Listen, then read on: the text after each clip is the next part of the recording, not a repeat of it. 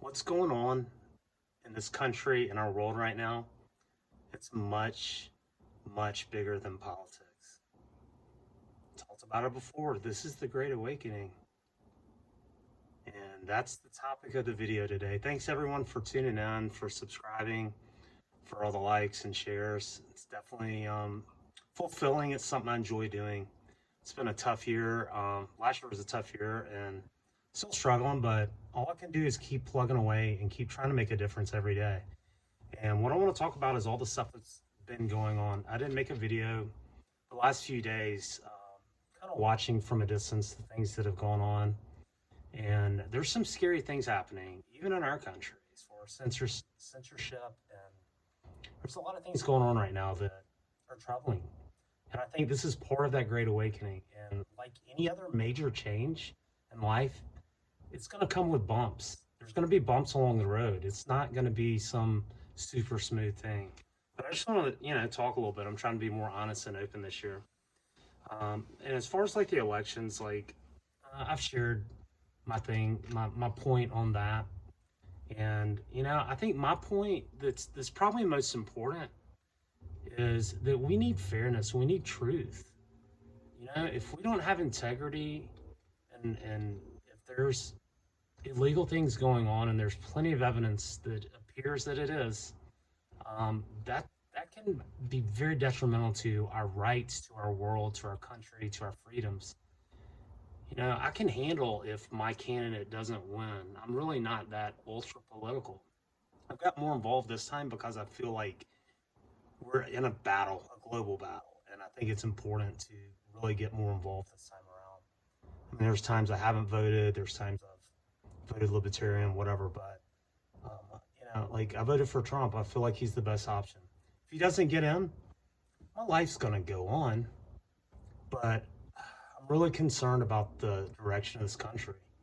And more than anything, I think it's most important that all the people have, no matter what side you're on, that you know that it's legitimate. That's important. And if we lose that, if we give that up, we're giving up a whole hell of a lot more. We're hardly divided. This political system sucks ass.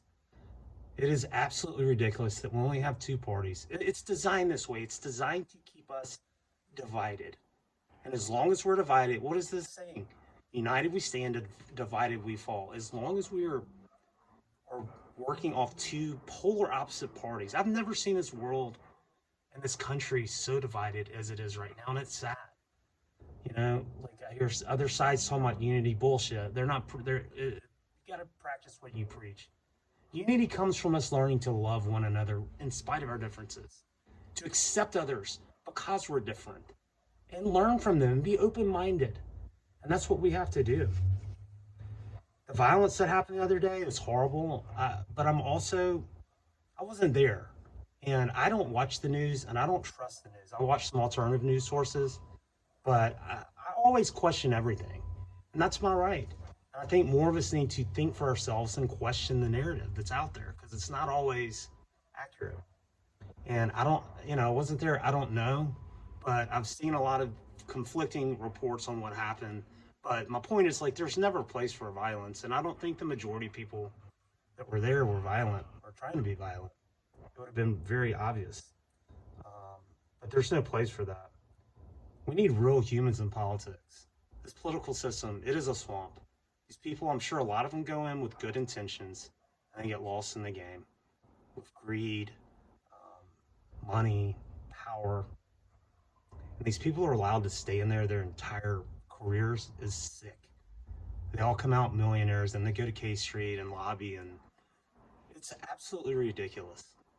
We need real people, someone like me, someone like you, that can go in there, serve for a couple years, and make a difference.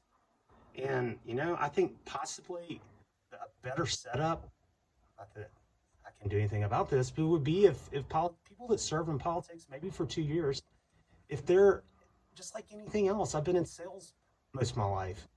It's have incentives. Don't just give somebody $175,000 a year regardless. They need to be incentivized to do and make changes and have that measurable somehow. I don't know. I think that needs to happen. But enough of this lifelong shit. This is the Great Awakening. The veil is being pulled back, and there's a lot of information that I've looked into that I do feel like is going to be coming out, and it's going to be shocking to a lot of people.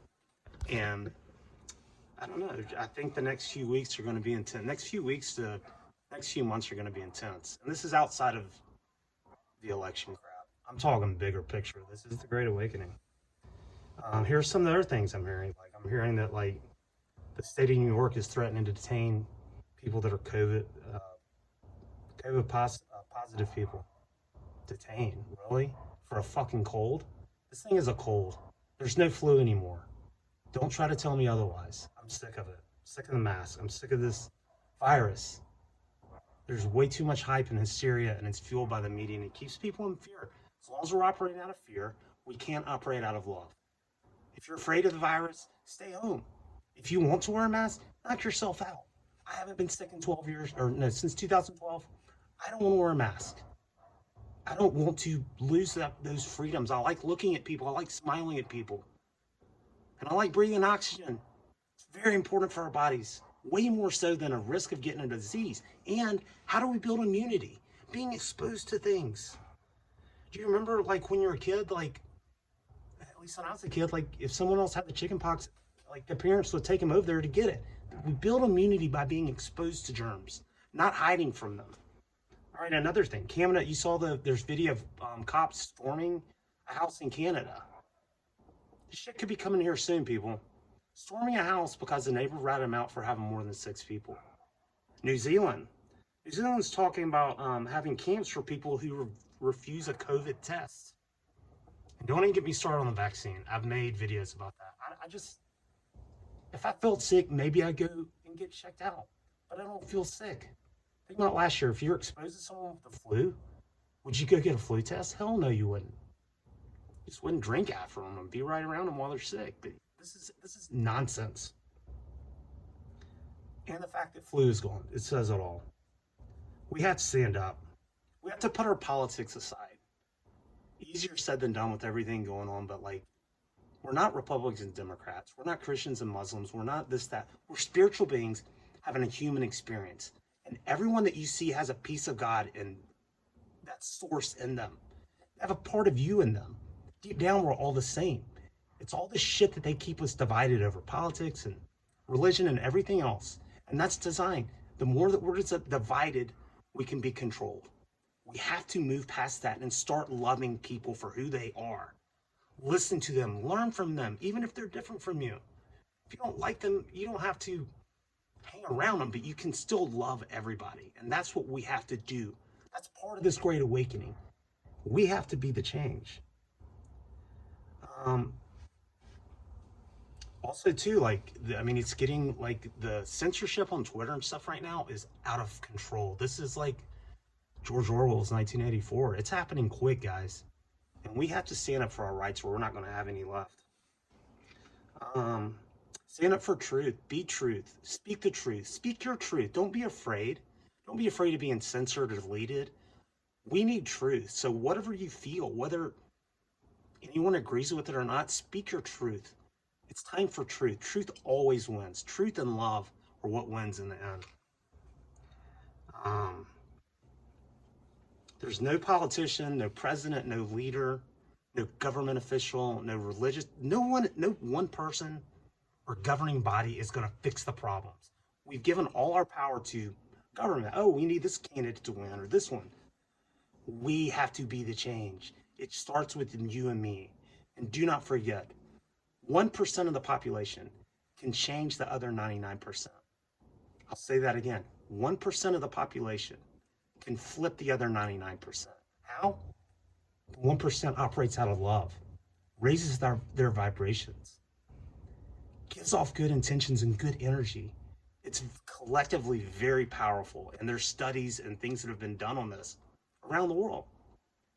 Like a small amount of people operating out of love and vibrating at a high level can have a powerful impact on the other 99%. So it is up to us. It's not up to who's president or who's in Congress or Senate or Parliament or any of that bullshit. This is an outdated system, and it's going away. This is the Great Awakening. This shit is falling away. I know it is.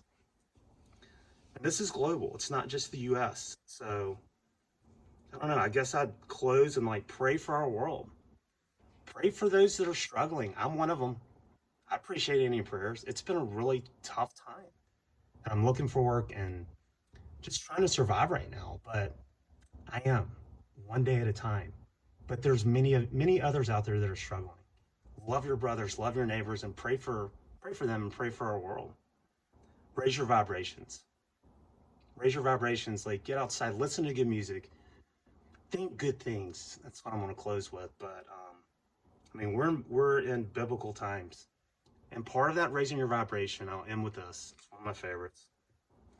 It's owning your thoughts, and it's so simple. I'm going to close with Philippians 4:8. If you can practice this and be consistent and do this, your life will change radically. Look, I'm not even doing it consistently every day, but I'm trying and I'm trying to be aware. I don't say this shit to preach. I'm saying this because I'm trying to do it too. Everything that I make on these videos also applies to me.